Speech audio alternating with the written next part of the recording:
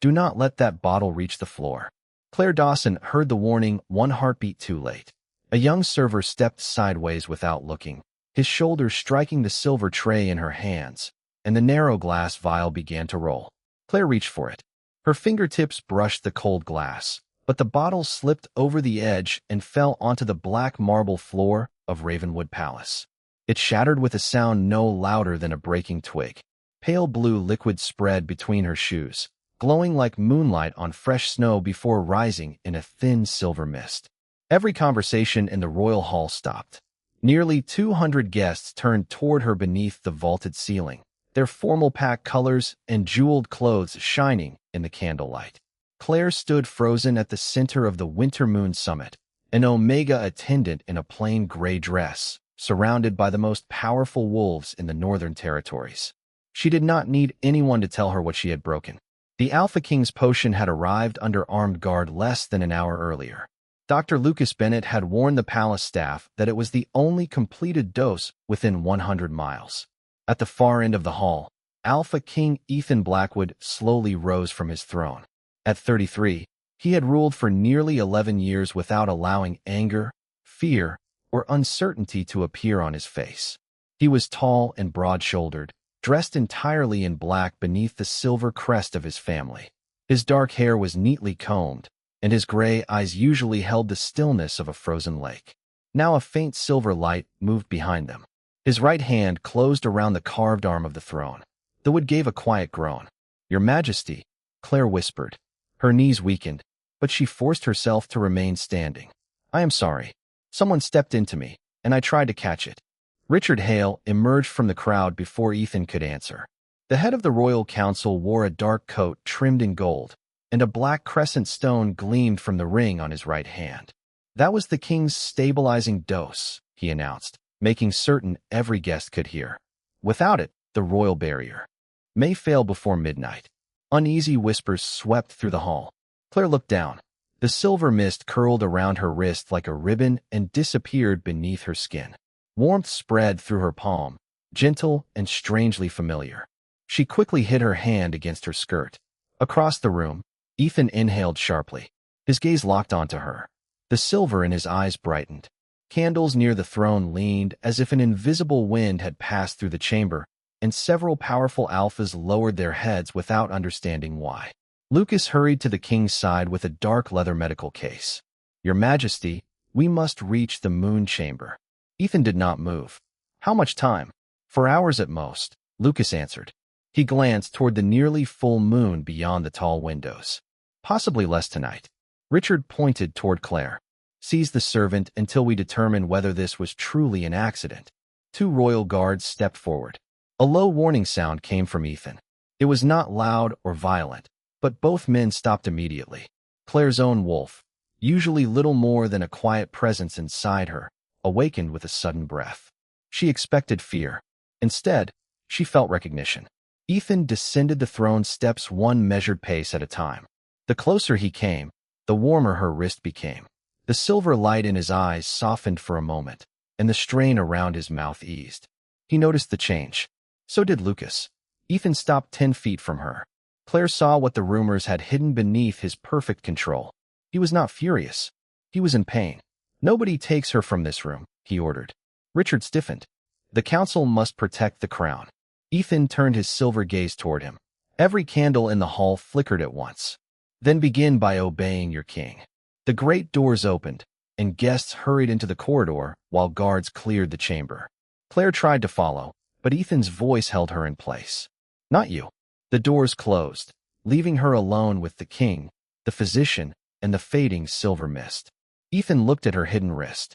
When he spoke again, a deeper voice moved beneath his own, ancient and certain. "The potion is gone," it said, "but my wolf has found you." Claire could hear her heartbeat filling the empty hall. Ethan stood 10 feet away, but the space between them felt alive, charged with a force neither of them understood. The silver light in his eyes brightened with every breath he struggled to control, yet the moment Claire pressed her warm wrist against her chest, the tension in his shoulders eased. "What does your wolf know about me?" she asked. Ethan did not answer immediately. His gaze remained fixed on the place where the silver mist had entered her skin. Something it should not know, he said at last. His voice sounded like his own again, although the deeper presence remained beneath it. Claire glanced toward the closed doors. Then perhaps I should leave. She stepped backward. Ethan gripped the edge of the throne platform. The candles flickered, and a wave of cold pressure swept through the chamber. Claire stopped. The pressure weakened at once. Ethan noticed it too. His expression changed, not with anger, but with realization. Do not move farther away. Before Claire could respond, the doors opened, and Dr. Lucas Bennett entered carrying his dark leather medical case. Richard Hale followed him, ignoring the king's order to clear the room. Lucas placed a brass instrument on the nearest table. A small glass chamber at its center glowed blue. This measures the strength of the royal barrier, he explained. Your Majesty, remain where you are. He looked toward Claire. Miss Dawson, take one step toward the king. Claire obeyed. The blue light softened toward white. Lucas stared at it. Another step. She moved closer. Ethan's breathing became quieter, and the silver in his eyes dimmed from a blaze to a gentle shimmer. Richard folded his hands behind his back. The black crescent stone in his ring caught the candlelight. A palace attendant cannot replace royal medicine. I am not suggesting that she can, Lucas replied. I am recording what is happening. Claire looked at Ethan. The rumors described him as cold, dangerous, and incapable of mercy, but what she saw was a man using every ounce of discipline to remain himself. Does it hurt, she asked. The question seemed to surprise him. Everyone else had spoken about control, danger, and protecting the kingdom. No one had asked about his pain. Ethan looked away. It feels as though two parts of me are being pulled in opposite directions. A sharp ache moved through Claire's chest. It did not belong to her. It carried years of exhaustion, locked rooms, bitter medicine, and fear hidden beneath perfect royal restraint. She inhaled suddenly. Ethan turned back to her. You felt that? It was not a question. Claire nodded. Only for a moment. Richard stepped forward. This has gone far enough. She must be confined until we determine what she has done. Two guards appeared at the doorway, but Ethan's gaze stopped them. She has done nothing. The potion broke at her feet, Richard said. Its magic entered her body, and now your wolf responds to her. That is not nothing. Claire wrapped her fingers around her wrist. The warmth beneath her skin pulsed once. Ethan pressed one hand against his chest at the exact same moment. Lucas looked between them. Their heart rhythms are matching. Silence settled over the hall. Claire wanted to deny it, but she could feel Ethan's heartbeat beneath her own, powerful and uneven, gradually calming while she remained near him. Lucas adjusted the instrument. Miss Dawson moved 5 feet toward the doors. Ethan shook his head. No, Claire met his eyes. Beneath the command was something vulnerable. He was not afraid of her. He was afraid of what might happen when she left. I will only move 5 feet, she said softly. You will still be able to see me. She stepped away. The white light inside the instrument shifted toward blue. Another step, and the candles trembled. Ethan closed his eyes as the pressure rose within him. Claire stopped before Lucas could instruct her. She returned toward the throne. With every foot she crossed, the air grew warmer and the instrument returned to white. Ethan opened his eyes. The silver glow had softened again. Lucas whispered, "That should be impossible." Richard's expression became cold. "What is she?" Ethan descended the final step until only a few feet remained between them. He looked at Claire, not as a king examining a servant, but as a man seeing the first sign of an answer he had waited years to find. "Her name is Claire Dawson," he said. The warmth in her wrist pulsed once more, and the deeper voice beneath his own answered with quiet certainty. "That is the name she was given. It is not the name her blood remembers." The deeper voice faded, but its certainty remained in the hall like the last note of a bell. Claire stared at Ethan, unsure whether the words had come from the king or from the ancient presence pressing against the weakened barrier inside him. Lucas adjusted the brass instrument with careful hands. Its glass center had turned completely white, and thin lines of silver light now traced the symbols around its rim. "The device recognizes her," he said. Richard's expression hardened. "It is reacting to the spilled potion." Lucas shook his head. "The potion has already evaporated. This response is coming from her blood." Claire felt every eye settle on her. She had spent years learning how to remain unnoticed, how to lower her voice, complete her duties, and leave a room without anyone remembering she had been there. Now the Alpha King, the royal physician, and the most powerful councilman in Ravenwood were looking at her as though she had become a question none of them wanted answered. Ethan stepped closer. "What was your mother's name?" he asked. "Sarah Dawson. Her family name before marriage." Claire hesitated. Her mother had spoken of her childhood only in fragments, usually while mending clothes beside the fire or humming songs she refused to name. "Whitmore," Claire said. "Sarah Whitmore." Lucas went completely still. Richard turned toward him too quickly. The movement was small, but Claire noticed it. Ethan noticed it too. "You know that name," the king said. Lucas closed his medical case and lowered his voice. The Whitmores were Moonkeepers. They served the Blackwood royal line before the present barrier system was created. Claire shook her head. "My mother worked in a country inn. She cleaned rooms and saved every spare coin for winter coal." "That does not change what she was," Lucas replied gently. "Moonkeepers did not control royal wolves. They helped kings remain connected to them during powerful transformations." Richard gave a quiet laugh. "A forgotten family from children's stories cannot explain what is happening." Ethan looked at him. "Then why did you react before Lucas finished speaking?" Richard's smile disappeared. For a moment, the only sound in the hall was the soft crackle of candle flames. The warmth beneath Claire's wrist pulsed again. A memory surfaced without warning. She was 8 years old, lying beneath a patched quilt while winter rain struck the windows of their small home. Her mother sat beside the bed and sang four quiet notes that seemed to calm the storm itself. Claire had always believed it was a lullaby. Now the melody returned with impossible clarity. She hummed the opening line. Ethan drew a sharp breath. The silver light in his eyes dimmed instantly. His shoulders lowered, and the cold pressure filling the hall dissolved as though a sealed door had opened to fresh air. Lucas stared at Claire. "Continue." She sang the next few notes, softly at first. The melody was simple and steady, shaped around breath and heartbeat. Ethan closed his eyes. The restless force inside him settled, not silenced, but comforted. Claire felt its response through the warmth in her skin. The wolf was not furious. It was exhausted, lonely. It had been calling through locked doors for years while everyone around Ethan mistook pain for danger. When Claire stopped, he opened his eyes. They were gray again, though a thin circle of silver remained around the edges. "My mother taught me that song," Claire whispered. "She said it guided lost things home." Lucas looked toward the shattered vial. He knelt beside it and used silver tongs to lift one curved piece of glass. Beneath the pale residue clung a dark stain that should not have been there. "This mixture was altered," he said. "The stabilizer contained another substance." Richard moved toward the doors. Ethan's voice stopped him. "Where are you going?" "To secure the remaining medicine." "There is no remaining medicine," Lucas said. Claire remembered the moment before the bottle fell.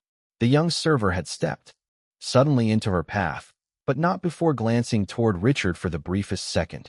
The tray had tilted. Richard had already been watching. What had felt like an accident now formed a colder shape. "It was arranged," she said. Everyone turned toward her. The collision was not an accident. Richard's face lost its color. "You are making accusations to protect yourself." Ethan moved to Claire's side, close enough for their matched heartbeats to steady one another. "She does not need protection from the truth," he said. Then he looked toward the guards beyond the doors. "Seal every entrance to Ravenwood Palace. No guest, servant, or council member leaves until we discover who changed my medicine and why they feared the return of a Moonkeeper. There is a chamber beneath the throne that no king enters willingly." Ethan spoke without taking his eyes off Richard, whose face had lost its practiced calm beneath the golden light of the great hall. Daniel Foster appeared at the doors with 6 royal guards and confirmed that every entrance to Ravenwood Palace had been sealed. He had already assigned 2 officers to question each servant who had worked near the medicine table, including the young server who had stepped into Claire's path. No guest, attendant, or council member would leave until Lucas identified the substance hidden inside the broken vial. Richard objected that confining nearly 200 pack representatives would create panic, but Ethan ignored him. The silver circle around the king's gray eyes was brightening again, and Claire felt the warmth beneath her wrist turn restless. Her mother's melody had calmed his wolf, but it had not restored the damaged barrier. Lucas glanced at the brass instrument. Its white center had begun to pulse. "We need to move him away from the summit," he said. "The moon chamber was built for moments like this." Ethan's expression closed. Through their strange connection, Claire felt a wave of dread that did not resemble fear of losing control. It felt like the memory of being abandoned. "What is the Moon Chamber?" she asked. Ethan finally looked at her. A place where royal wolves were confined when the court decided. They could no longer be trusted. The word confined carried years of quiet pain. Claire understood why he hated the room before she ever saw it. Lucas gathered his equipment while Daniel ordered Richard escorted to the council wing under guard. Richard protested that the head of the council could not be detained without a formal vote, but Ethan's calm response ended the argument. "You are not under arrest. You are remaining available for questions." As the guards led Richard away, Claire noticed the black stone set into his council ring. A narrow crescent had been carved across its surface, almost identical to one of the symbols glowing around Lucas's instrument. The detail unsettled her, although she could not explain why. Ethan turned toward a narrow passage hidden behind the throne. Claire followed him down a spiral staircase carved into the palace foundation. The air grew colder with every step. After nearly 100 feet, they reached a circular stone door marked with faded images of moons, wolves, and open hands. Ethan placed his palm against the center. The door moved aside without a sound. The chamber beyond was nearly 40 feet across, with a domed ceiling and silver lines running through the dark floor. There were no chains or cages, yet the room felt unbearably lonely. Names had been carved around the walls. Kings who had entered during moments of instability. Some names ended with dates. Others ended with a single word, lost. Ethan stepped into the center, and the symbols beneath his shoes awakened with pale light. His breathing tightened. Claire remained near the doorway until the warmth in her wrist pulled gently toward him. When she crossed the threshold, the silver lines changed direction. Instead of circling Ethan like a barrier, they flowed toward her feet. Lucas stared at the floor. "The chamber recognizes a second authority." "Not authority," Claire said, although she did not know how she understood it. "Permission." She moved toward the nearest wall, where an open hand had been carved beneath a crescent moon. The symbol matched the silver pendant her mother had worn throughout Claire's childhood. Sarah had never allowed anyone else to touch it. Claire placed her palm against the carving. Warm light spread through the stone, and a hidden panel opened, revealing old papers wrapped in faded blue cloth. Lucas reached toward them, but a woman's voice stopped him. "Those records belong to the Royal Archive." Margaret Collins entered carrying a lantern and a leather folder against her chest. Daniel followed her long enough to confirm that Richard remained under guard, then returned upstairs to continue questioning the palace staff. Margaret opened the folder and removed a fire-damaged page. The official history claims the Whitmore family disappeared after the Northern Archive burned 29 years ago. This survived because someone hid it inside a book of tax records. At the bottom was a familiar name written in faded ink, Sarah Whitmore. Claire's mother had signed the document as Royal Moonkeeper. Ethan moved beside her, close enough for their shared calm to settle between them. "She served here," he said. Margaret nodded. "And she was removed after accusing the council of altering the royal treatment." Claire looked at the hidden papers and understood that Sarah had not concealed her past because of shame. She had been protecting evidence. Margaret unfolded the final page. Beneath the order expelling Sarah Whitmore from Ravenwood Palace was the seal of the Hale family and the signature of Richard's father. Beside it, pressed into black wax, was the same crescent symbol Claire had seen on Richard's ring. The medicine was designed to make him afraid of himself. Margaret's words remained in the moon chamber as Claire studied the black crescent pressed into the old wax. Ethan stood beside her, close enough for the warmth between them to steady his breathing, but she could still feel the betrayal moving through him. For 16 years, he had accepted every dose because the council promised it protected his people. Now the hidden records suggested that his obedience had been the true purpose. Lucas unfolded another page from the faded blue cloth. Sarah Whitmore warned that repeated suppression would weaken the natural connection between the king and his wolf, he said. She believed every dose would make the next transformation more painful. Ethan looked toward the names carved around the chamber walls. How many kings were declared lost because they were treated this way? Margaret lowered her lantern. The surviving records do not say. Footsteps echoed down the spiral staircase. Daniel entered first, followed by Richard and two royal guards. Richard was no longer moving freely. One guard remained on either side of him, while Daniel carried a narrow silver case taken from the council wing. Councilman Hale claims this contains an emergency dose, Daniel said. I brought both him and the case under guard. Richard's eyes moved immediately toward the open compartment in the wall. The summit is becoming restless, he said. The king must return before the pack leaders mistake secrecy for weakness. Ethan's voice remained quiet. Your father removed Sarah Whitmore from this palace. My father removed a servant who interfered with royal medicine. Claire lifted the signed order. She was the royal Moonkeeper. Richard barely looked at her. An outdated ceremonial title held by people who filled frightened kings with superstition. Daniel placed the silver case on the stone table and opened it. Inside lay a single vial filled with pale blue liquid. The moment Claire saw it, the warmth beneath her wrist turned cold. Beside her, Ethan inhaled sharply. Through their connection, she felt his wolf retreat from the bottle as though it recognized an old prison. Lucas approached with the testing rod. There was no emergency reserve in my inventory. There was no authorized reserve, Richard corrected. The council maintained private safeguards for moments when royal physicians allowed emotion to interfere with duty. Lucas held the rod above the vial. Its polished surface darkened almost immediately. This concentration is stronger than the mixture that broke upstairs. Because his condition is worsening, Richard replied. He must drink it before the moon reaches its highest point. Ethan extended one hand toward the vial. Claire caught his sleeve before his fingers reached the glass. The chamber fell silent. She released him at once, but she did not lower her eyes. Your wolf is afraid of it. Richard smiled without warmth. The Alpha King does not make decisions according to an animal's fear. Ethan turned toward him. That animal is part of me. Then prove you control it, Richard said. Send her away.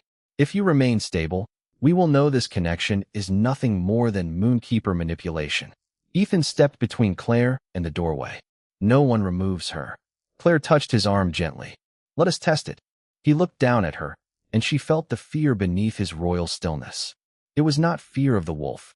It was fear of becoming helpless before the men who had taught him to distrust himself. I will remain in the corridor, she promised. Do not touch the medicine. Daniel accompanied her through the chamber door while the guards stayed with Richard. At 10 feet, the warmth in Claire's wrist weakened.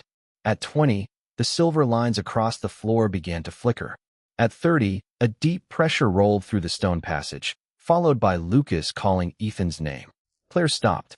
Through the bond came one clear thought, stripped of authority and pride. Claire. She turned and walked back. With every step, the pressure eased. When she crossed the threshold, Ethan stood in the center of the chamber with silver light filling his eyes. He was not reaching for the vial. He was looking only at her. Claire began the melody her mother had hidden inside a childhood lullaby. Ethan's breathing slowed. The chamber markings brightened, and the shadow of a great wolf appeared on the curved wall behind him. It lowered its head before Claire, not in submission, but in exhausted recognition. Lucas looked from the darkened testing rod to the untouched medicine. The wolf is not trying to overpower the king, he whispered. It has been asking someone to free it from the medicine's hold. The great wolf's shadow remained bowed against the curved wall as the final note of Claire's song faded through the moon chamber. Ethan stood beneath it, breathing slowly, while Lucas placed the darkened testing rod beside the untouched vial. The evidence is clear, the physician said. The medicine did not strengthen the connection between the king and his wolf. It weakened that connection until each side began to fear the other. Ethan looked at the pale blue liquid that had governed half his life. Every time the pain returned, the council said it proved my wolf was becoming more dangerous. The pain returned because the separation was growing deeper, Lucas replied. The treatment created the condition it claimed to prevent. Claire felt Ethan's sorrow through their bond. It carried memories of locked rooms, bitter medicine, and years spent hiding every sign of distress because the kingdom expected its ruler to remain unshaken. She moved closer but stopped before touching him. I can help you hear your wolf, she said. I cannot become another potion. Ethan turned toward her. You believe I would use you that way? I believe fear can make anyone depend on whatever brings relief. Her voice remained gentle. If you need me beside you every hour to remain yourself, then the cage has only changed its name. Richard watched from between the guards, his expression sharpened by contempt. She speaks as though royal duty were a lesson in personal freedom. Ethan did not look at him. What must I do? He asked Claire. She nodded toward the shadow behind him. Listen without commanding. Your wolf has spent 16 years being treated like an enemy. It cannot trust you while you still believe it deserves silence. Ethan closed his eyes. The silver lines across the floor brightened, flowing toward him and Claire in equal measure. The wolf's shadow rose to its full height. Warmth spread from Claire's wrist through her chest, and the chamber disappeared from her awareness. Winter air touched her face. She saw Ravenwood Palace as it had looked 16 years earlier, its corridors colder and its walls lit by oil lamps. A younger Ethan, barely 17, stood outside a sealed room while voices argued beyond the door. A woman in a white cloak faced Richard's father beside a table covered with blue vials. Claire recognized her chestnut hair and the silver pendant shaped like an open hand beneath a crescent moon. Sarah Whitmore. The potion is dividing him, Sarah said. His wolf is not the danger. Your treatment is teaching them to fear each other. Richard's father closed a heavy record book. The council requires an obedient king. Sarah stepped between him and the medicine. You are not protecting the crown. You are building a prisoner who wears one. The memory shifted. Sarah knelt before Ethan and placed one hand over his heart. There will come a day when someone hears what they forced you to silence. Then she turned toward the place where Claire stood inside the vision. Whether the memory had changed or her mother had somehow foreseen this moment, Claire could not tell. When the king finally hears his wolf, Sarah said, the truth will return with it. The vision vanished. Claire stumbled, and Ethan caught her gently before she reached the floor. His eyes remained silver, but the panic had disappeared. You saw her, he whispered. Claire steadied herself and looked toward Richard. His confidence had drained away. My mother tried to save Ethan, she said. Your family removed her because she understood exactly what the potion was designed to do. Then let the entire summit hear her accusation. Richard's voice was calm, but Claire could feel the fear beneath it.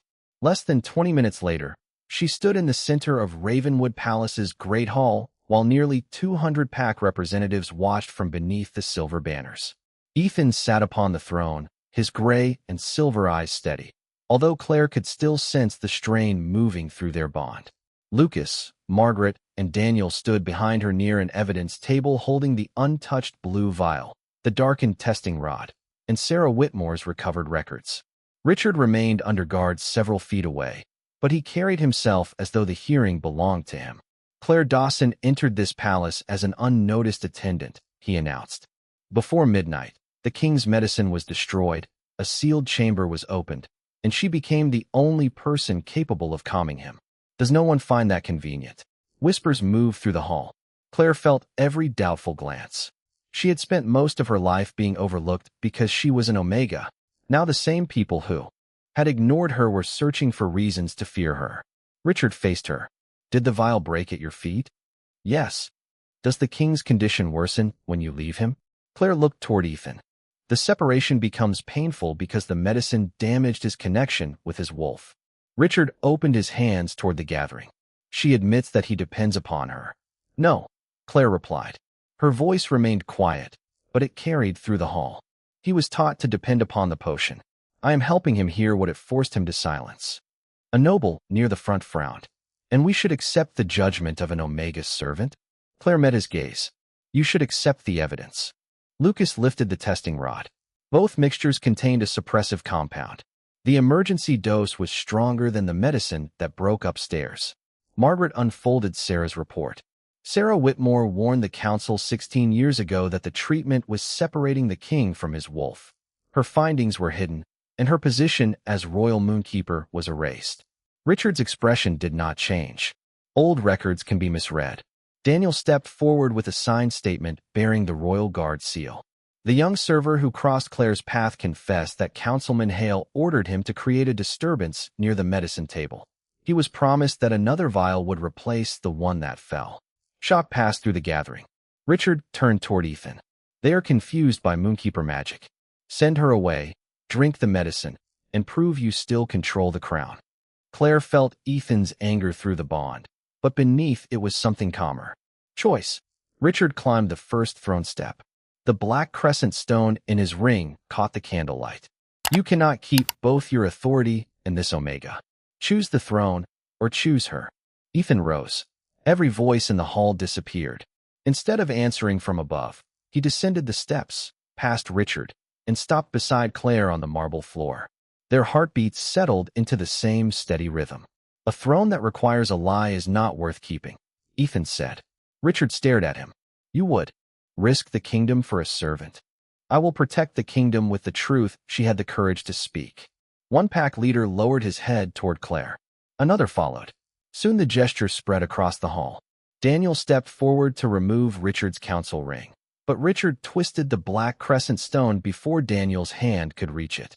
Deep beneath the palace, something ancient awakened. The marble floor answered Richard's ring with a deep, rolling vibration. Every silver banner in the great hall trembled as the carved moons above the throne darkened one by one. Daniel seized Richard's wrist and removed the black crescent ring, but the hidden mechanism had already awakened. Claire felt the warmth vanish from beneath her skin. Beside her, Ethan stiffened as silver light flooded his eyes, brighter and colder than before. Lucas looked toward the throne in alarm. The original binding seal is active.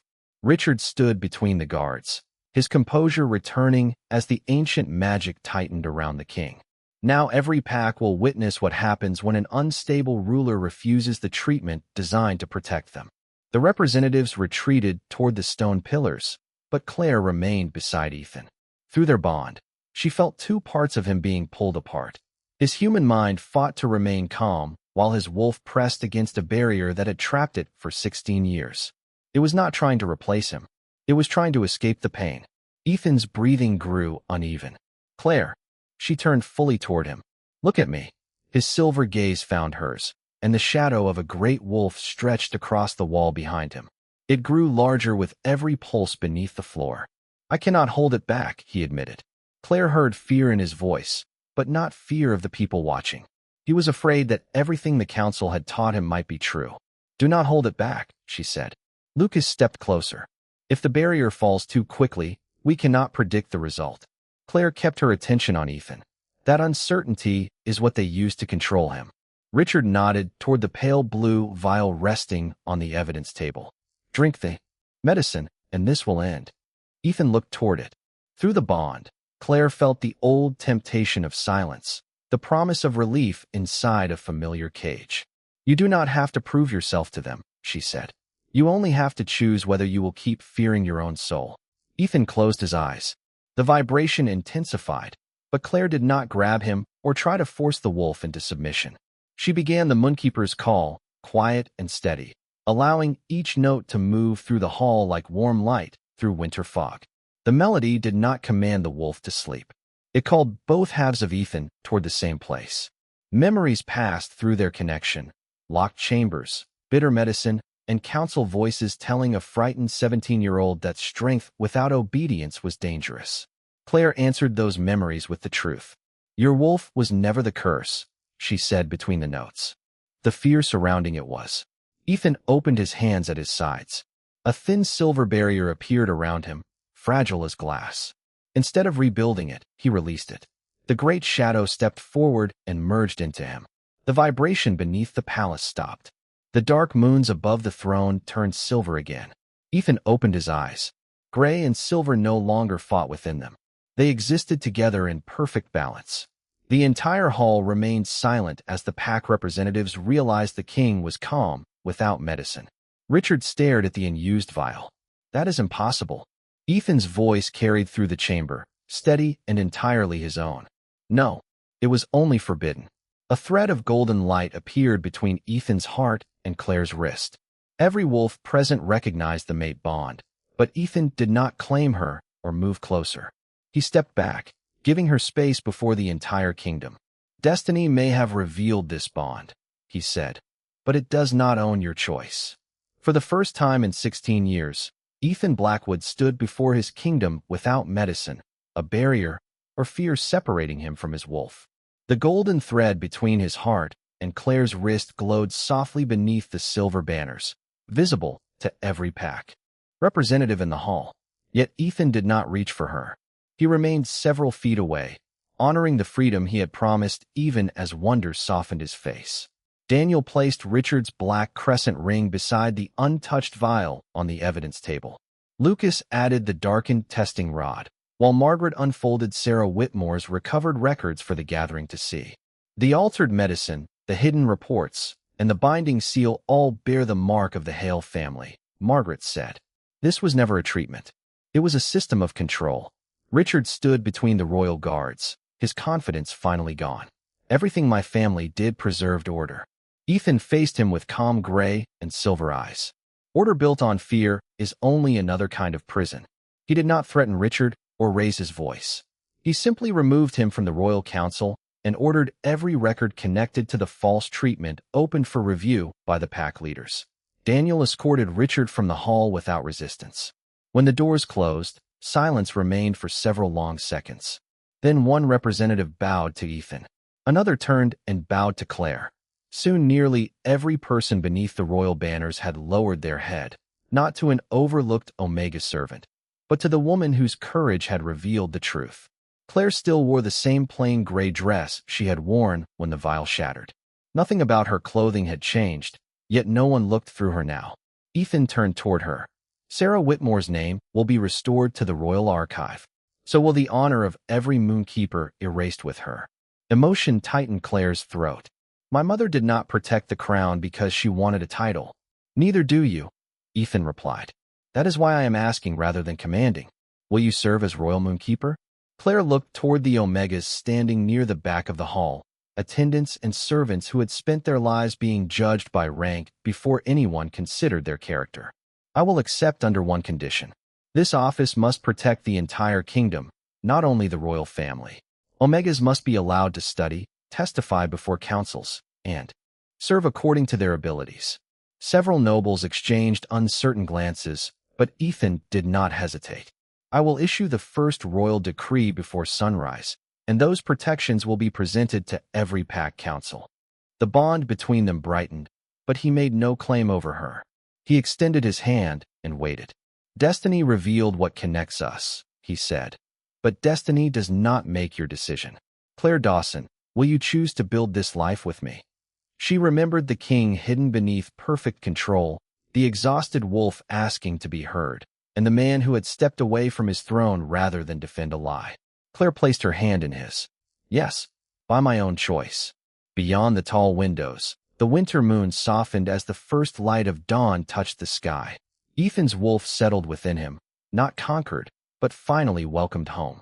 Claire understood then that true strength had never been the power to force another soul into silence. It was the courage to listen gently when the whole world had chosen fear. If Claire's courage and Ethan's choice moved you, subscribe to the channel for more stories where kindness changes destiny. Hit the like button to support this story, share it with someone who believes overlooked people deserve to be seen, and tell us in the comments which moment showed you that true strength can be gentle.